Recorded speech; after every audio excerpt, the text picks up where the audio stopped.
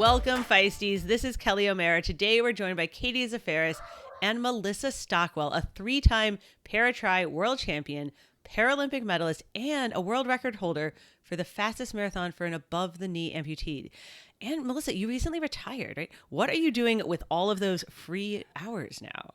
Oh my gosh. I think you don't realize, first, it's great to be on here. I mean, thank you for having me today and to speak with both you guys.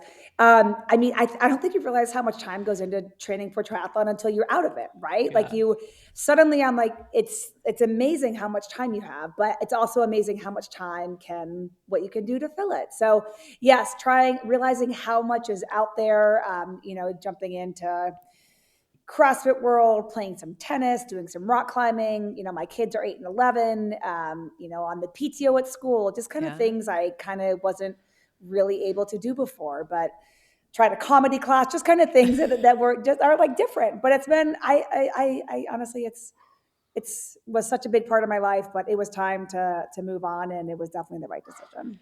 So my question is, are you still a triathlete, or are you diving into different interests, or do you still like want to swim, bike, and run?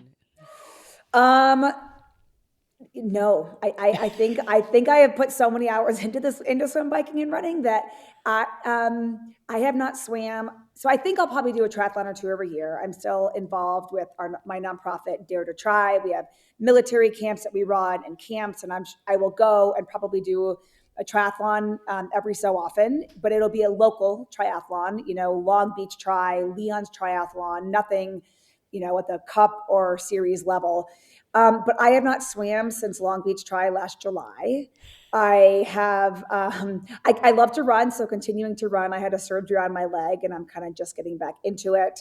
And then bike, I'm a leisurely biker now with my kids, or just on like an easy ride. But yeah, I can't. It's crazy how it's such a part of your life, and then it can go so.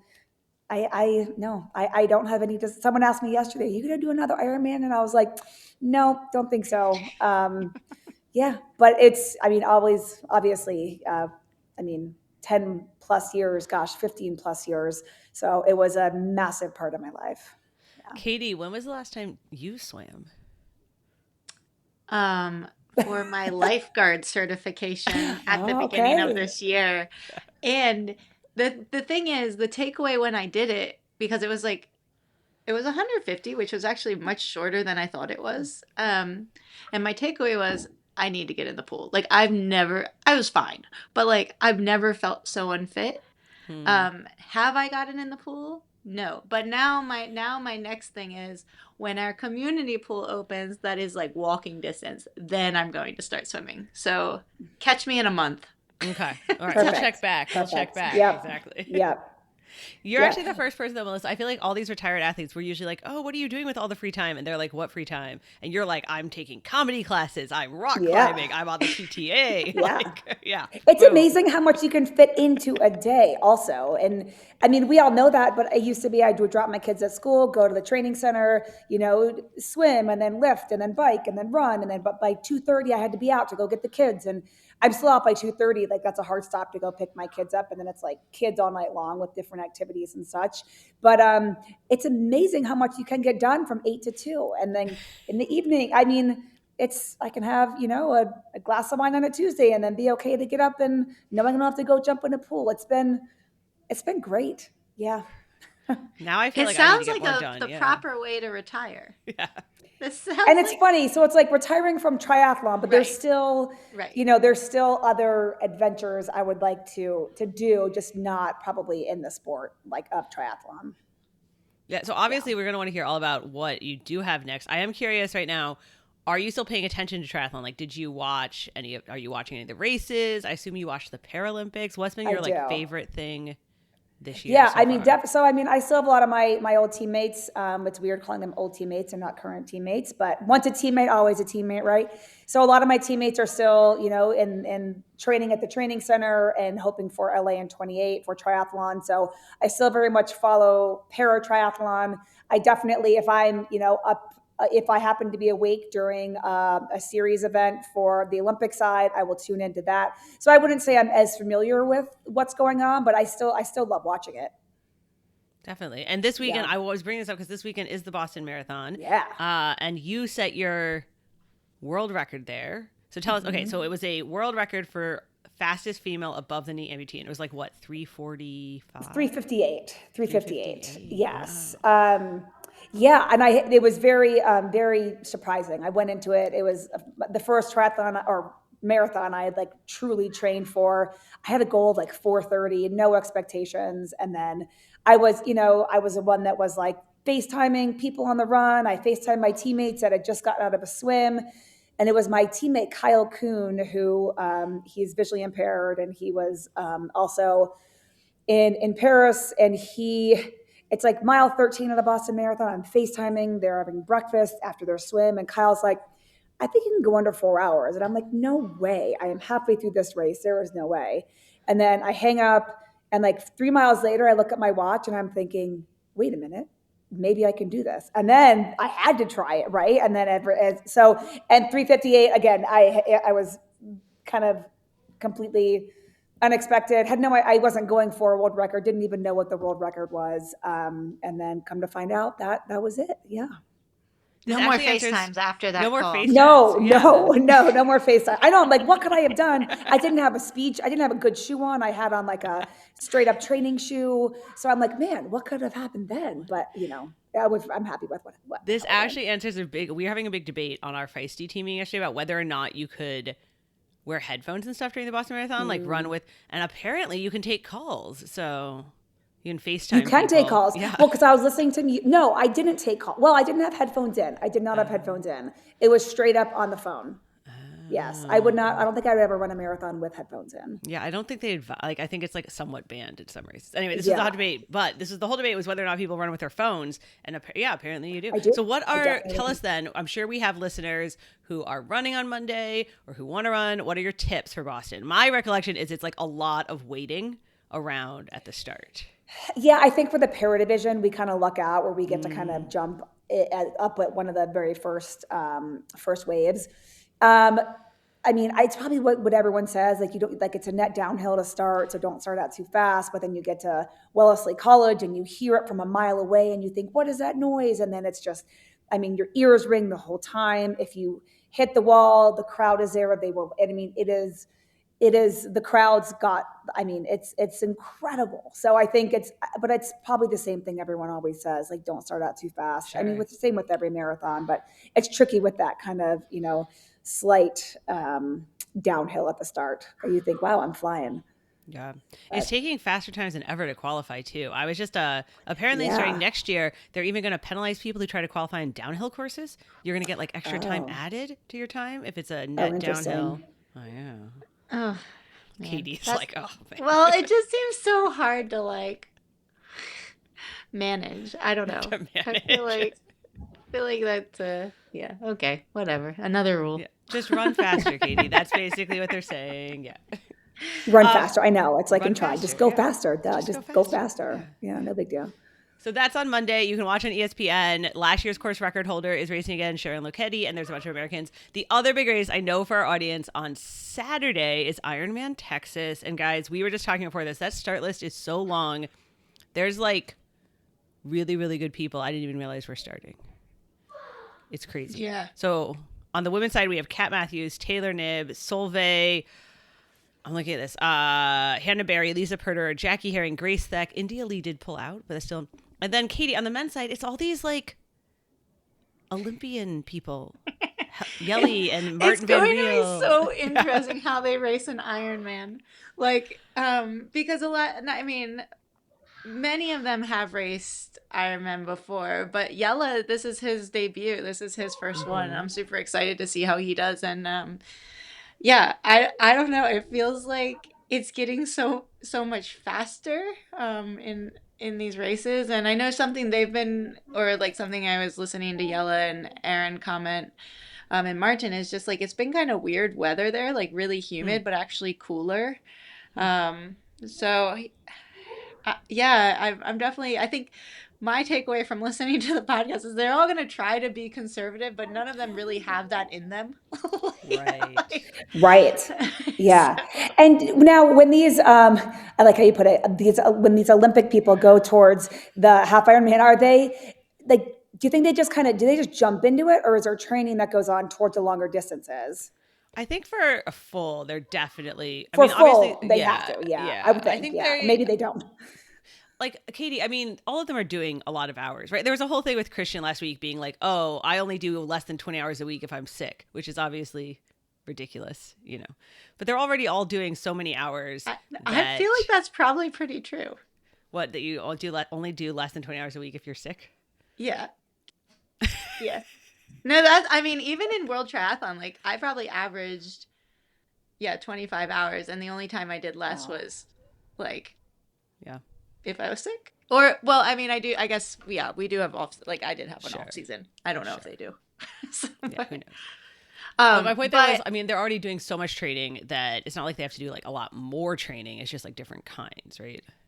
Yeah. And I think for like a 70.3 or like a T100, a lot of the world triathlon athletes are going to be able to race that race without changing their training drastically. The biggest difference being the bike, just being on a TT bike versus a road bike. Whereas like an Ironman, like they have to change that a bit more and do more hours, but less intensity. Probably a lot of them are not swimming nearly as much as they were, just because that's like comparatively the shortest leg of the Ironman. So, but I think part of it is I'm just like a lot more interested because now I know a lot more of the longer distance athletes than like before. That like the way I got into triathlon, I just didn't really get to meet many of the long course athletes who were there. So now it's like seeing all these world triathlon athletes kind of graduate up. It's like pretty cool to like now, oh, okay, like I have, not that I didn't have investment, but like it's more interesting to me because I know the people. When we were in Paris last year, one of the girls I was with was like, I don't even know that many people racing in the Olympics this year, so I'm not that interested. Which I thought was a hilarious thing to say for like the rest of the world, right? Like, right. You don't have to personally know every person on a start line. No, but it helps to like know their story. Oh, that's funny. I see. Yeah. It's helped to like know their story, know the background. Like, I don't know. It's so cool when you kind of have like a little more insight to a person. And not to say things aren't interesting when you don't know them, but I definitely feel like what's going to catch me is knowing people.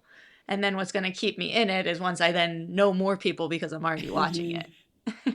There you go. So like so it's Martin Van Riel.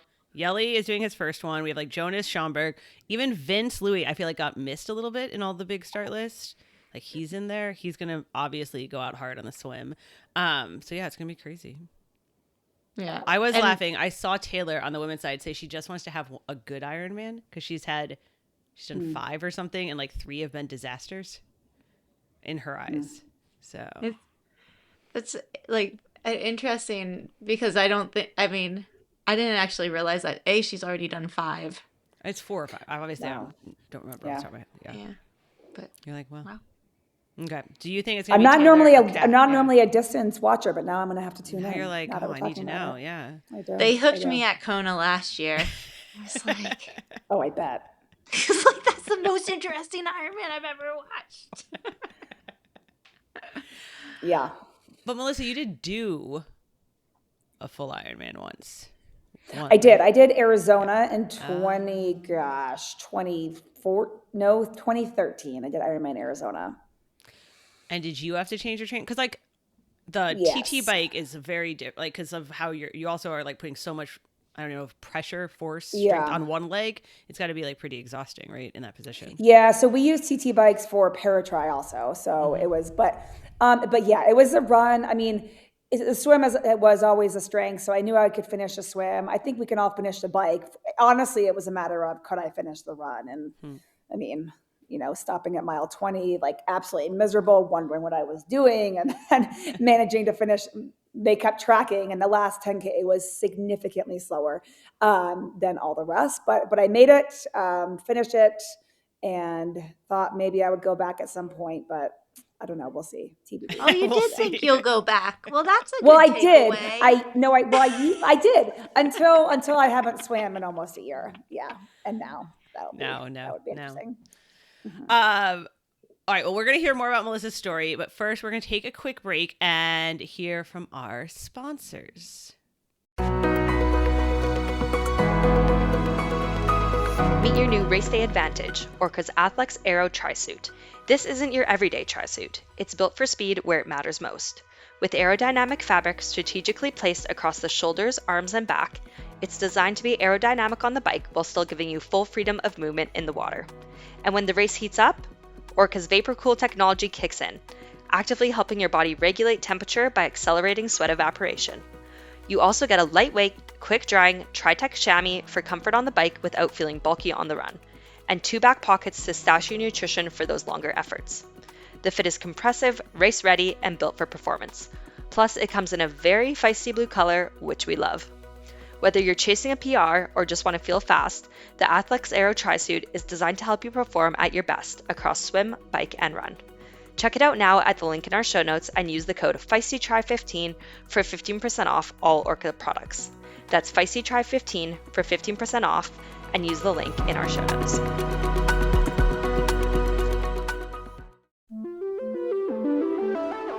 Feisty triathletes, if you're looking for new shows to listen to on the trainer or extra insight to help you race your best this year, then we have 2 new podcasts I want to make sure you know about. First up, we've relaunched the brand new Feisty Women's Performance Podcast, hosted by Dr. Erin Ayala, to provide women with science-backed answers to their health and performance questions based on research actually designed for women. Like, too often, sports science is based on men, and answers to even our most basic health and training questions come through a male lens. That's why this podcast aims to cut through the noise and get active women the insights they need. Whether it's how much protein you actually should be eating or how to manage sleep disruptions. The Feisty Women's Performance Podcast is out now with new episodes every Monday. And then our second new show is actually a show many of you may listen to already, but that's coming and growing under the Feisty umbrella. Trail Society, the iconic trail running podcast hosted by 3 amazing women, Corinne Malcolm, Hillary Allen, and Keely Henninger, covers all the science, training questions, and racing news in trail running. We're welcoming them now into the Feisty family, starting with their first 2026 episode featuring the amazing Western States winner, Abby Hall. So if you're looking to hit the trails this year, and who isn't, check out their weekly shows every Tuesday. So press pause right now and go follow, bookmark, save those 2 shows, Feisty Women's Performance and Trail Society, for your long run listening. We'll include links in the show notes, and if you like what you hear, be sure to share with your training buddies. Let's live our best, active, feistiest lives together this year. Let's face it, as much as most of us love being outdoors, sometimes the outdoors doesn't love us. Like when it's 10 degrees below or pouring rain, or sometimes you've got a workout on tap that's just hard to do outdoors. Well, great news. We have partnered with Wahoo to offer you a special deal on the Wahoo Kicker Run, a revolutionary rethink of the traditional treadmill that will convert even the most diehard treadmill haters. I know because I was one. The Kicker Run is engineered to bring outdoor running straight into your home. With a push of a button, you can set up this machine to match your pace automatically, so you can just run, and it automatically adjusts with you instead of the other way around. By far, my favorite feature. It also has terrain simulation, so the deck feels like I'm on hard-packed trails with just enough give but no bounce. There's even a lateral tilt feature which mimics real-world terrain, varying the side-to-side angle to keep your muscles ready for outdoor running. Finally, the Kicker Run has unmatched connectivity. It seamlessly connects to the Wahoo ecosystem and third-party apps, so you can simulate routes from Strava or Zwift. Whether you're a triathlete, a devoted runner, or someone who just loves to stay fit, the Kicker Run is there for you, and honestly, it's just a beautiful machine. We love it, we know you will too, so check this thing out. Click the link in the show notes and use the code FEISTY2026, all caps FEISTY2026, to get a free Headwind Smart Fan valued at $300 with the purchase of a Wahoo Kicker Run today. I will drop a link in the show notes to make it a snap.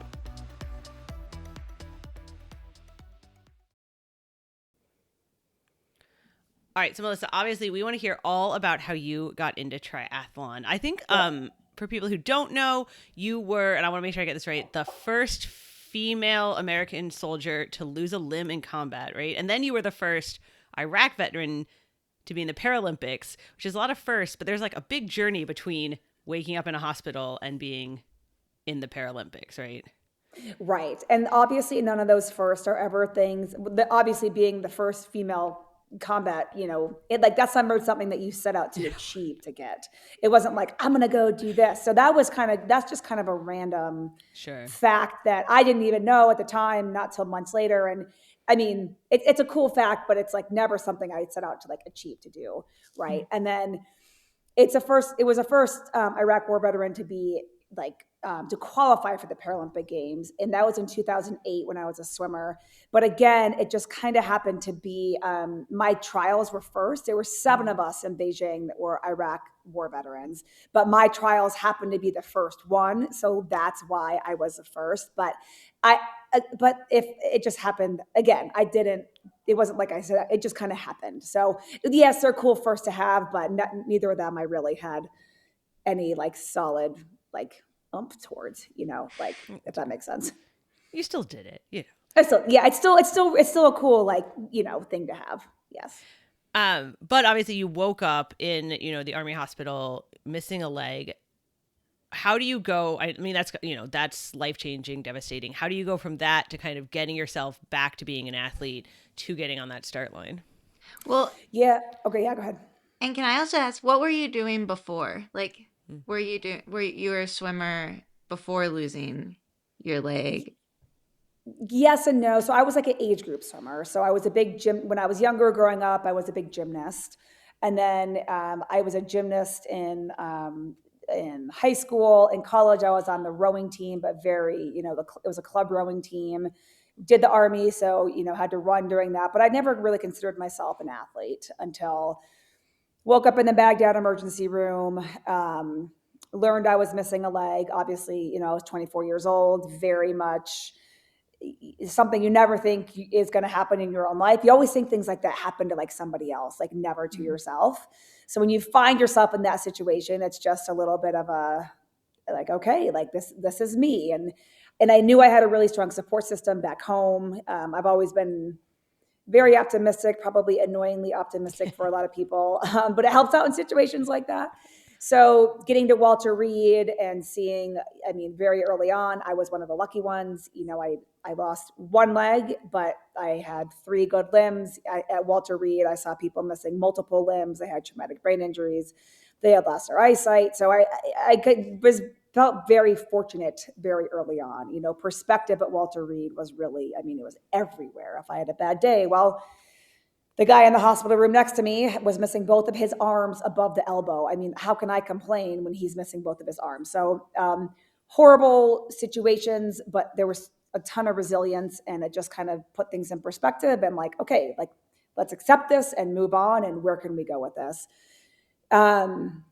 So a few months after I was at Walter Reed, I learned about the Paralympics. I really had no idea of what the Paralympics were, which is crazy now, this many years later, and how much it's been a part of my own life. But I had dreamt of going to the Olympics as a gymnast when I was younger. Obviously that didn't happen. So heard about the Paralympics, thought, oh my gosh, I have a second chance at this. We're in the Team USA uniform, represent my country. I defended over in Iraq. So as soon as I heard about it, I knew that it was going to be a lot of work, but wanted to try to make that a reality and kind of set off to see what I could do after I was medically retired. Do they now I feel like there's more awareness of Paralympics as people are recovering from injuries. Do they, at the time, did they bring it, how did you find out about it? Did they bring people in? Did they tell you about this? Were they like, hey, jump in the pool at Walter Reed? Yeah.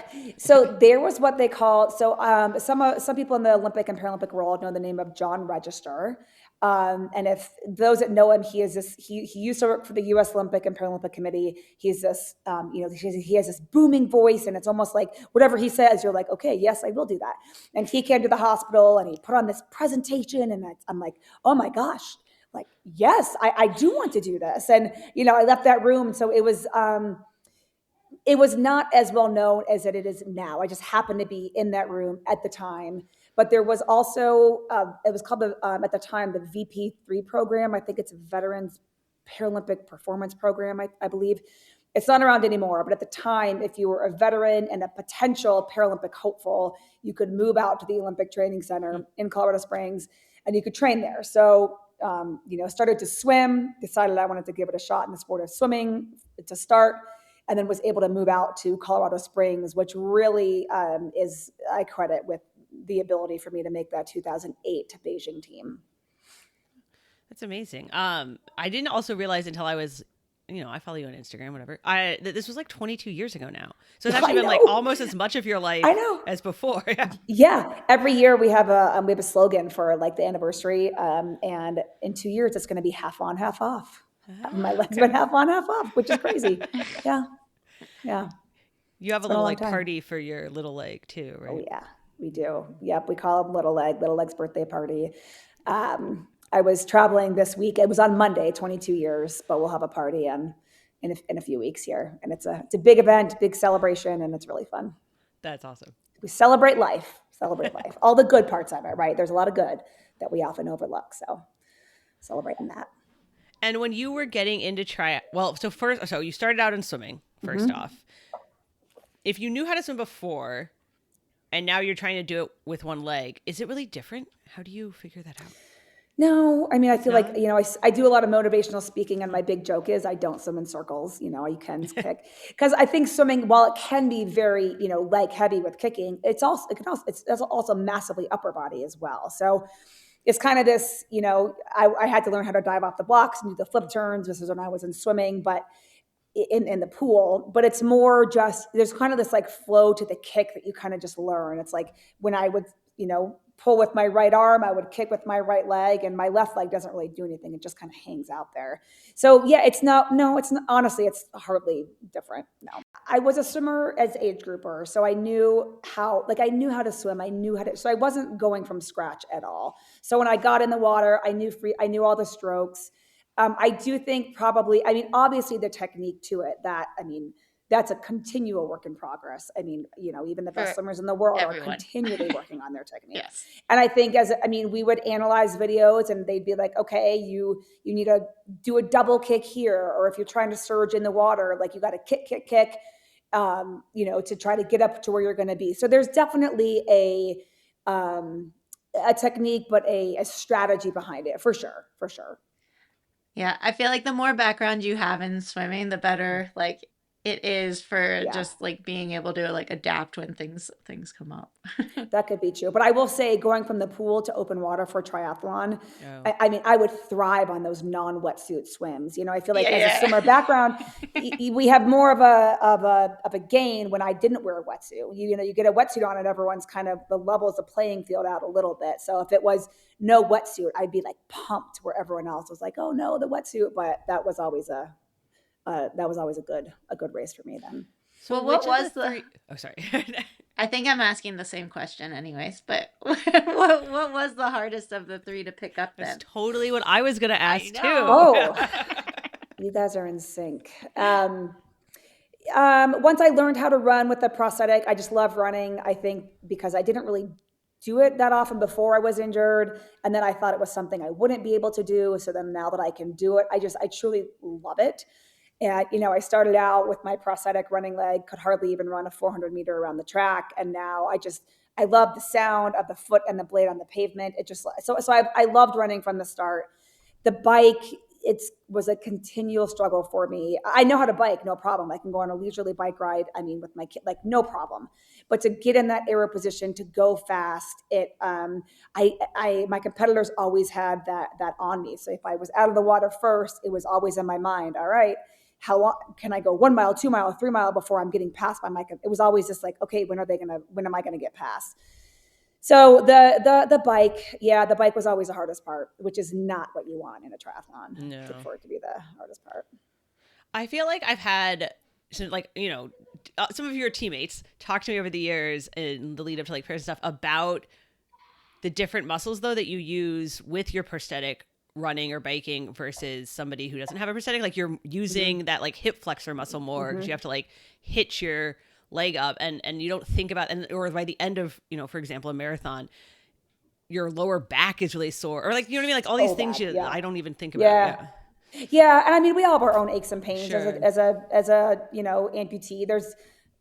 We still have them, just maybe differently, but the lower back is always probably the one that acts up the most. I think just the nature of the prosthetic. I walk with it every day. Obviously, I run with it most every day. So I think just that motion. It's not really the hip joint itself, but it's the back that can have the biggest issue. So why go from swimming, Melissa, to triathlon? Like, what was the impetus? What kind of got you into three sports? So I finished Beijing in 2008. I didn't do well athletically, but I was 28 years old at the time, and I thought, all right, Paralympics, that was great. I'm going to move on, one and done. And then got a call soon after Beijing from the Challenge Athletes Foundation, which I'm sure we're all familiar with. They have a program called Operation Rebound, which gets wounded veterans into triathlon. They have a marquee event called San Diego Triathlon Challenge every year out in La Jolla and in California. And they invited me to come out and do a triathlon. I had no idea what I was getting myself into. I didn't have, I think I like rented a bike and it was at that time, it was a full half Ironman. Now I think they've shortened part of it. So the swim, again, was able to do the swim. The bike, I had a guy, he literally pushed me up the hills because I don't think I'd ever ridden like over 5 miles.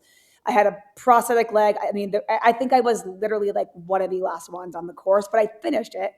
And I fell in love with it. It wasn't swimming in the pool and seeing that black line back and forth. It was all 3 events, different prosthetic legs. The community was incredible. I mean, not only was I surrounded by a lot of other athletes with physical disabilities at that race, but everyone was just so inviting and so encouraging. And I thought, wow, like I am hooked. I mean, this is amazing. And so kind of that's how I got into it.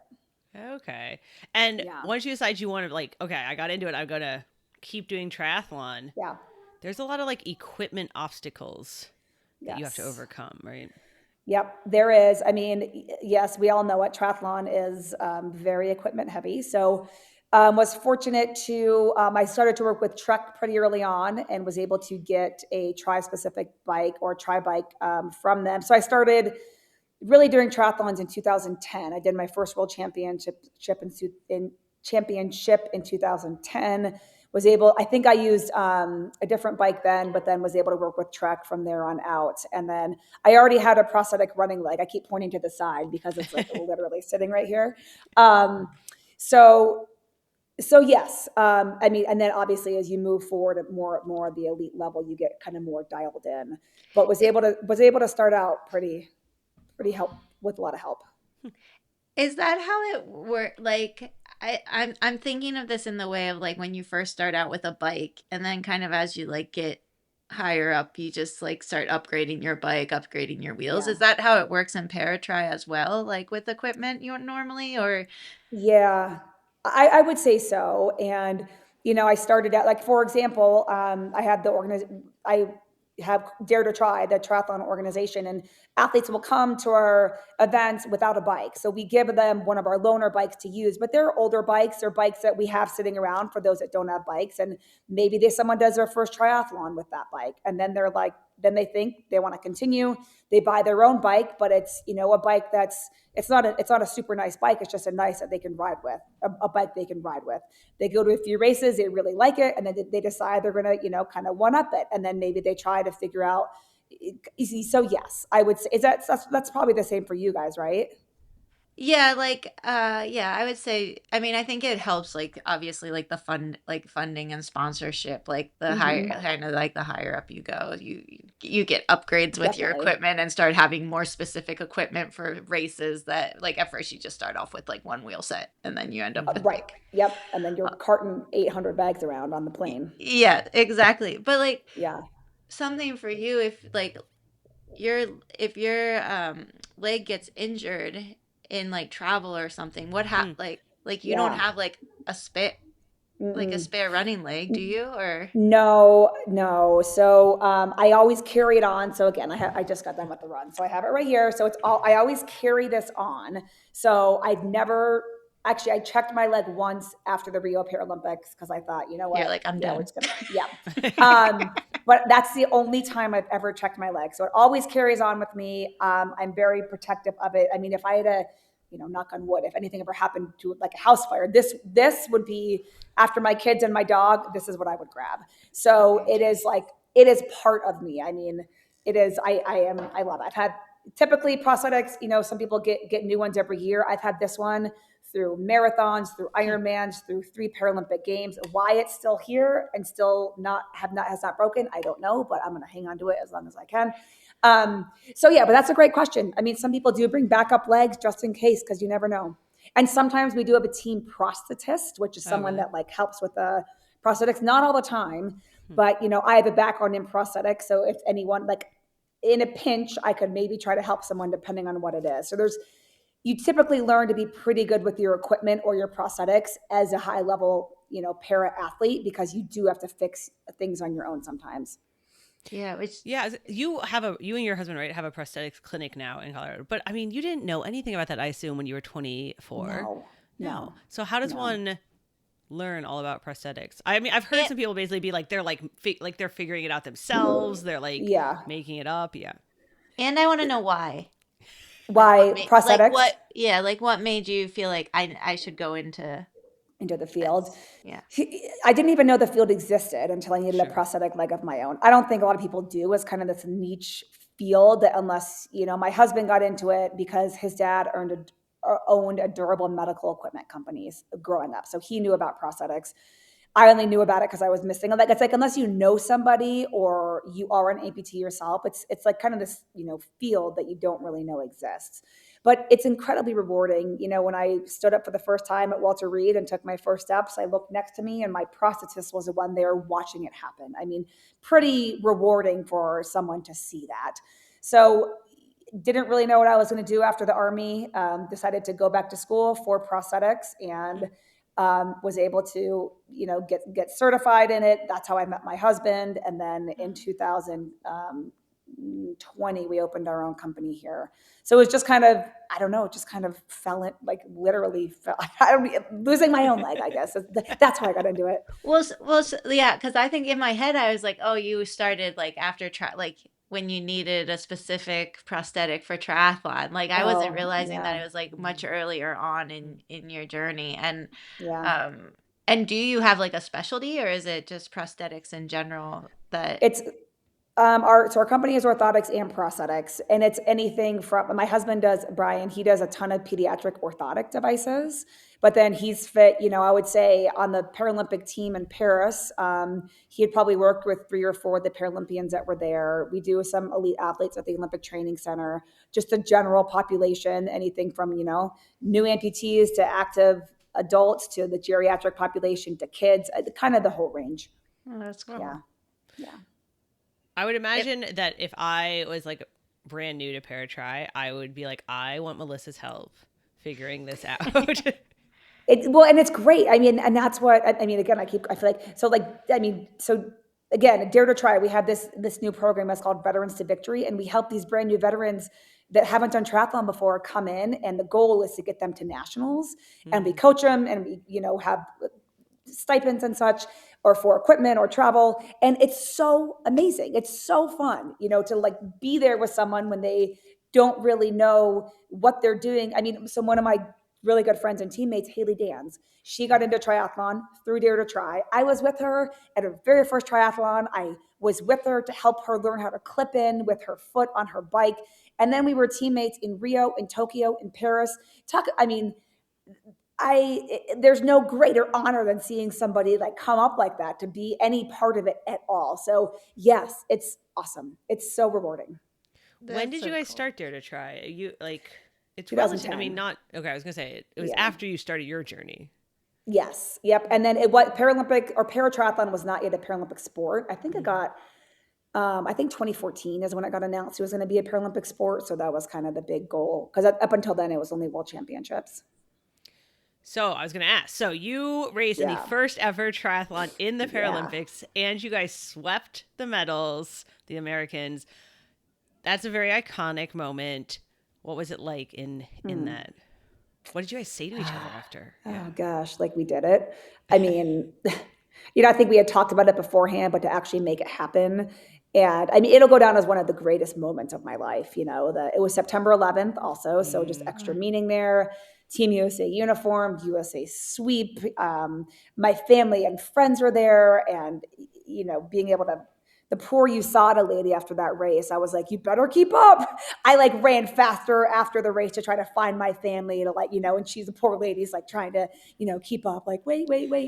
It was, I mean, that night in Rio, just celebrating, and, Copacabana Beach, and just everything behind it was, and I don't know what'll beat that in the athletic world. It was incredible. Yeah. Well, I was going to ask what was your favorite thing out of everything you've ever done, but I think we just answered it. Yeah. You sure did. That's it. Yeah. That There's been seems a lot hard of to good beat. moments, but Yeah. it's hard to beat. There's been a lot of good moments, but that one is really just the journey to get there, and the full circle moment, and yeah, it's great. That's awesome. That was so. Explain a little. I mean, just do a 60 seconds that on Paralympics in triathlon in the Paralympics. That was the first time triathlon was added. There's different categories. What category do you compete in? Yep. So there's different categories based on your disability level. So I'm in what's called the severe leg impairment, and then there's like categories for visual impairment, for athletes that have spinal cord injuries, so are in wheelchairs, or double amputations in wheelchairs. You have kind of like the others category, which might be like cerebral palsy or something that doesn't kind of fit the direct like amputee category.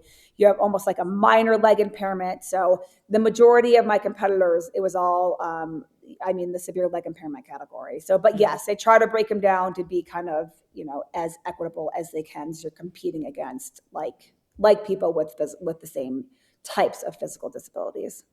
And why wasn't triathlon added until Rio? Any idea? I think they didn't have enough countries. As triathlon is a very, it's an expensive sport, a lot of equipment. You add in like an amputation, or someone in a wheelchair that needs a hand cycle and a racing chair that you can't just go to the store and buy. It's a huge barrier to entry to the sport. So I think just getting enough countries that had access to all that to kind of come together and say, all right, we have enough now for it to become a sport. But I think I need to be fact checked on this, but I'm pretty sure the Rio Paralympics had more spectators than the Rio Olympics. Oh, I have no idea. I've never even heard that before. Okay.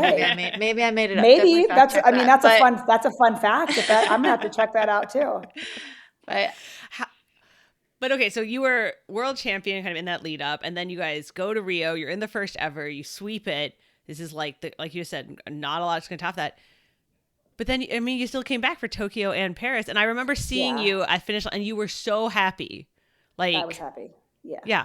I was like, I've never seen somebody be this happy about, you had a crash and you came in fifth, but like, I just remember being like, wow, she is, you were like pumping up the crowd. Yeah. It was, so I think, after Beijing, I'm like, okay, I'm done. And I'm done with the Paralympics. After, Rio, I'm like, what can top that? I'm done. And then, but if you still love the sport, like, and I was still decent at it, like, why not continue? So had my son, who's now 11. So had Dallas, and then, I'm sorry, that was before Rio. I had him before Rio. I had my daughter Millie after Rio. Trying to get back into things after having a baby is no easy feat. Katie, we can attest to that. It is very difficult, but getting back into it and then realizing that I still really enjoy this. So we ended up moving out we lived in Chicago, moved out to Colorado Springs in 2019. So I could train at the Olympic Training Center here. And I remember in Chicago, I mentioned to my husband, like, yeah, they have this resident program. It's an application, just thinking that he was going to be like, nope, like, we're not going to move the family across the country, like, to do this. And he basically looked at me and he said, all right, let's do it. And I was like, what? He's like, yeah, you'll never know unless you try. And I was like, this is the most supportive thing anyone has ever said or did. So we moved out to Colorado Springs, started training at the Olympic Training Center as part of the resident team, had our own coach, Derek Williamson, who is a great friend. And I credit much of my success from there on out because of Derek and what he was able to do for the team, trained with the team atmosphere, as we know, is invaluable. So made the Tokyo team. That was obviously postponed because of COVID. I got into a pretty bad bike crash the month before, ended up breaking my back or fracturing my back, and not ideal, but you know, I was still there, was still alive, still able to be on that starting line. So I think those pictures in Tokyo was like kind of choosing to live in the moment. You know, I felt very fortunate to be there at all, and just to kind of, I got caught up in just the joy of it. You know, we do it for the joy of the sport, and I wouldn't have been there if I wasn't, you know, if it wasn't for the joy of it all. So I think being there, yeah, I showed those pictures though, and everyone's like, "Oh, did you win?" I'm like, "No, like I was in fifth, but there's more to the story." Yeah, yeah. I mean, you seemed as happy in Paris. You were like hugging Haley Danz's parents before she even got to them. So yeah, yeah. Haley's win in Paris. So of course after Tokyo, I'm like, okay, I'm done. I'm going to retire now. And then I'm like, okay, Paris. Okay, again, the resident team is what kind of kept me going. They became some of my best friends. You know, sitting on a pool deck at 7:15 in the morning has never been so incredible because of the team that was there. So that's what kept me going. And then Paris, you know, I got fifth place again in Paris, but it was this number one iconic course. Number two, my kids were there for the first time. So the go mommy go, and seeing Haley win gold felt like my own gold. It was just, I mean, again, I was there when she learned when she learned how to clip in her very first triathlon, and seeing her journey and being there with her through it all. You know, it was, I mean, it was incredible seeing that and being there to literally witness it. so are you really done now? With triathlon, yes. Okay. Yes, I'm done. Yes. Yep. Yeah. I'm done. And you knew it like right after that? So I think I knew going into Paris it would be my last, you know, games for triathlon, and I knew it going in, but then there's always this question of, well, is it really? Is it not? Is it, you know, and you kind of give yourself a break. And every time I've always, after like, you know, you kind of give yourself through December, and then in the new year, there's always been this kind of itch to get back to it. And I didn't have that. And I knew I no longer had, you know, FOMO when my teammates were out, you know, racing by themselves, or they were training. And to me, that was the sign of, you know, this has been 16 years of my life. That's a really long time to put so much into it, that it was time. And it took me a while to kind of put it out there that I was retiring, because I feel like there's a finality to it once you do that.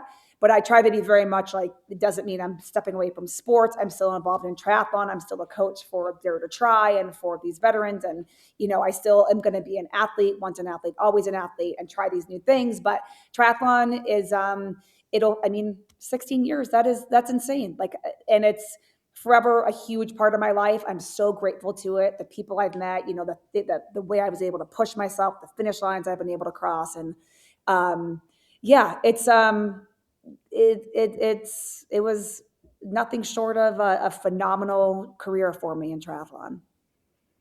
So we might have learned your favorite like specific moment, but like, and I guess I probably might know the answer to this too, but like, what was just your favorite thing about like World Triathlon? My teammates, you know, there's specific ones that really, you know, kind of kept me going. And also I think, you know, and I have right now my kids are 8 and 11, and I think being an athlete who's a mom and having my kids see the hard work that goes into it to achieve a goal, I think that was a huge part of it as well. And also just, I mean, after COVID, Tokyo, like there were no spectators there, but so everyone's like, oh, like, how was it? Honestly, it was amazing, because our team became even more of a team because we had no one else other than each other to like lean on. So Team USA, it strengthened the team. And so there's always benefits to it. So I think there's so many things I could go on and on about my favorite parts of it. You know, there's some parts that aren't great. Like you don't always want to wake up and get in the pool. There's different situations in the, you know, the structure of everything that happens in the sport. You know, it's not all perfection for the last 16 years, but when I look back at it, I hope I can just see the good things, because there's been so much good. All right, I'm going to ask though about I'm going to ask because I feel like a lot of people are listening are like, wow, like this is really inspiring. she makes it sound so easy. What was the hardest part of all Oh, of the this? juggling of an elite athlete with being a new mom and being a mom. I mean, there is no way I could do it on my own. I have an incredible husband. My dreams are his dreams. It sounds so cheesy, but like, it's true. Like, he's like truly supportive. Um, so the juggling of it all and there's that mom guilt that's so big, when you travel and you're gone for 10 days, or I was gone for 3 weeks before Tokyo because of we went to our pre-training camp, and my husband's back here holding it all together, but it's a lot. Our kids were younger. The older they get, kind of the easier it gets. They don't need us all the time, to do everything with them. But the mom guilt is real. And then at 2:30, I'm like, okay, guys, I gotta go pick my kids up at school, and they're still out on their bike ride. And I'm like, oh my gosh, I should be out on that bike ride instead of, going to pick my kids up. So it's like this constant battle of where should you be? Yeah. I said that the most I ever felt comparison wise, like challenged, was as a mom as a mom coming back as an athlete, because like everybody does it so differently. Like, I mean, you have comparison as just like a standard athlete anyways, or person in life, really. But then when it was coming back as a mom, I was like, that I struggled with it, because people do. Well, they're all over the place. And it was either I was like looking at people I thought were being a better mom than me or a better athlete than me. Oh, right. Right. And it's amazing when it works. Like, it's amazing. I mean, you see, when it's amazing when it all works, and it's worth it. And in that moment, but going through it is tough. It's really hard to try to that balance, that juggle, for sure. Sorry, go ahead. What do your kids think of everything? And what do they think of like your career, but also like now that you're retired? See, I was going to ask that too. I was going to be like, were they impressed? Really my kids, so all they've ever known is me as an amputee and me as an athlete. They were born into this world of like their mom who's missing a leg, and she swims, bikes, and runs a lot. So that's all they've ever known. So I think as they get older, they'll probably look back and be like, wow, like that's really cool. But sometimes I think their friends like think it's like cooler than my kids do, right? Like, to them, my mom, like, I will finish, I'm in Paris, I finished, I gave him a hug, and then my son's like, I want another baguette. I'm like, all right, let's go get you another baguette. So it's like, I am mom to them. And if you were to ask them, like, what's the top 5 things about your mom? I don't even think they would tell you I'm missing a leg or that I'm a triathlete. Like, I don't think any of those would be in there. So, but then when I told them that I was retiring, there was now they're getting older. They see it. They know how cool it is to be like an elite athlete. And we just watched, obviously, the Winter Olympics, and they're like, what do you mean you're not doing that? I'm like, never say never for like any other sports, but for triathlon, like, and now that it's like suddenly like they're getting old enough, and it's like really cool to have, your mom that might be going to like be a Paralympian, right. And, but they think I'm like, that means that when you wake up in the morning, I'm not there. That means I'm gone for 10 days. And they're like, oh, never mind. Like, we're good. They're like, oh, we don't get to go to Paris now. No. I know. Right. Right. What else, to wrap up? What besides running the PTO and the PTA at your school, what else is on your agenda? What other big plans? Because I know you probably have some goals, right? I do. Yeah, definitely. Yeah. I mean, once we're athletes, you're always like, I'm still, waking up every morning wondering, how do I get my steps in? How many miles did I run this week? I mean, I think that never goes away. Like, if my Garmin, if I have to, yes. Anyways, we're always looking at all that. So running, I had a surgery, but trying to get back. I would love to do all the major marathons. There's a marathon in Colorado Springs where you like kind of run up a mountain. That's called the Pikes Peak Ascent. You run up Pikes Peak. I think that would be pretty cool. I did the CrossFit Open this year for the first time. So doing that, I'm playing tennis on this like adult tennis league, or like training. I did the stand-up comedy class. I learned I am not a stand-up comedian. I do a lot of motivational speaking, and I can speak in front of many people, but this is my son back here. Can you say hi? Oh, your son's coming to visit, as we're saying. Hi. Yep. This is my son. Hello. He's homesick today. Oh no, feel better. Yeah.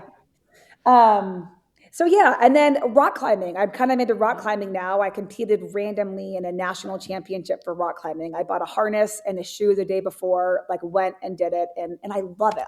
It's so different. It's so fun. I have so much to learn, and I love it. So, and let me just tell you the difference in equipment from triathlon to a rock climbing. I had a carry-on. That is it, with a harness, a shoe, a chalk bag. I mean, it's crazy. I'm like, wow, we had so much equipment in triathlon. It's a good direction to go.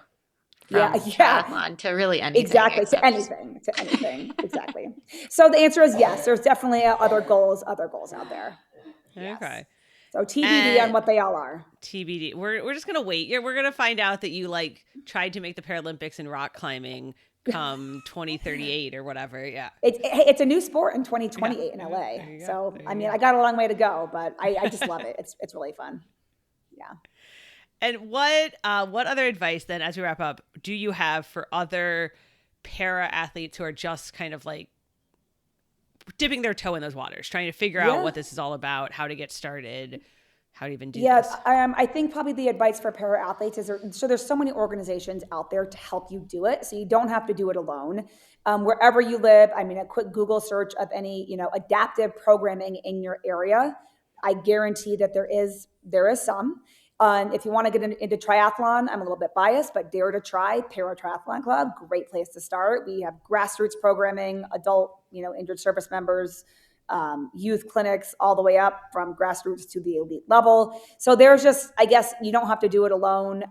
Find someone to help you. There's grants out there for the expensive adaptive equipment that you inevitably will need to get into the sport. So hopefully the goal is that there's no barriers to help you get into a sport if you want to do it.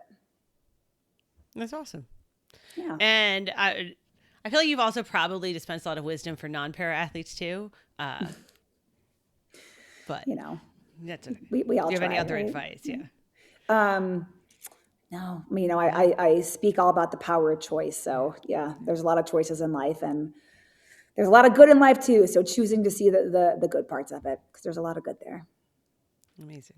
Well, thank you so much for joining us. And thank you all the Feisties for listening. If you like today's episode, obviously you can follow Melissa on Instagram. You can share the episode, rate it, tell your friends, and we will be back next week.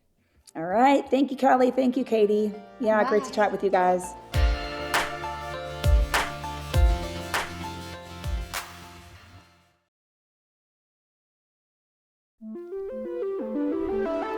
Feisties, I know the supplement space can be confusing and overwhelming. That's why here at Feisty Try, we love partnering with Momentous because of their commitment to supporting the science and research behind women's health and performance. All of their supplements are science-backed and independently tested for ingredients and label accuracy.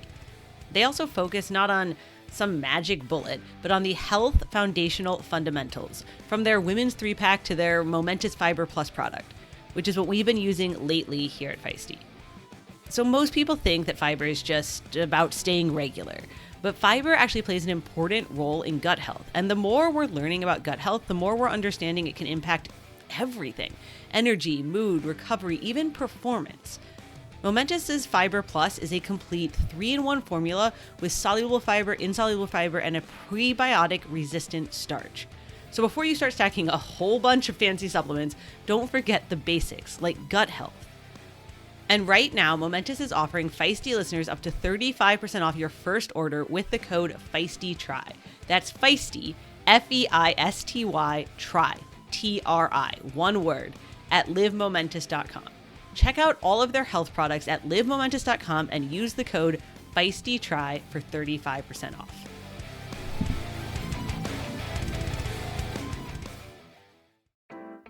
Hey, Feisties. Feisty CEO Sarah Gross here, interrupting your podcast to tell you about the new event we launched in 2026. It is the biggest event we've ever had at Feisty, and we are excited to bring everyone together in one place.